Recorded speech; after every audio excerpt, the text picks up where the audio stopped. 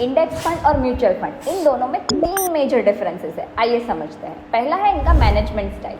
ये जो mutual fund होते हैं वो एक्टिव फंड्स होते हैं और जो इंडेक्स फंड होते हैं वो पैसिव फंड्स होते हैं। इंडेक्स फंड एक इंडेक्स को हमेशा फॉलो करते हैं और उसी के साथ चलते हैं, जबकि म्यूचुअल फंड में एक फंड मैनेजर बैठा हुआ होता है जो आपके लिए आपके स्टॉक्स को पिक करता है और आपके पैसे उस स्टॉक्स में एक्टिवली इन्वेस्ट करते रहता है। यही दूसरा डिफरेंस आता है कॉस्ट आप देखने जाए तो म्यूचुअल फंड में, क्योंकि म्यूचुअल फंड में एक्टिवली कोई आपके फंड को मैनेज कर रहा है, इसलिए इसकी एवरेज एनुअल कॉस्ट जाती है 0.3% से लेकर 2.5% तक, जो आपका एवरेज एनुअल बैलेंस है।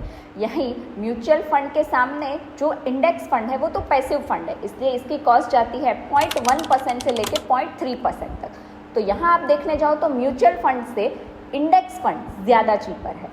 और तीसरा मेजर डिफरेंस है रिस्क का, क्योंकि इंडेक्स फंड एक इंडेक्स के साथ ही चलते रहते हैं तो वो कभी भी एक इंडेक्स को बीट नहीं करेंगे। ये इंडेक्स हो सकता है निफ्टी 50, सेंसेक्स या बैंक निफ्टी, तो ये इंडेक्स के साथ चलते इसलिए इस इंडेक्स को कभी बीट नहीं करेंगे।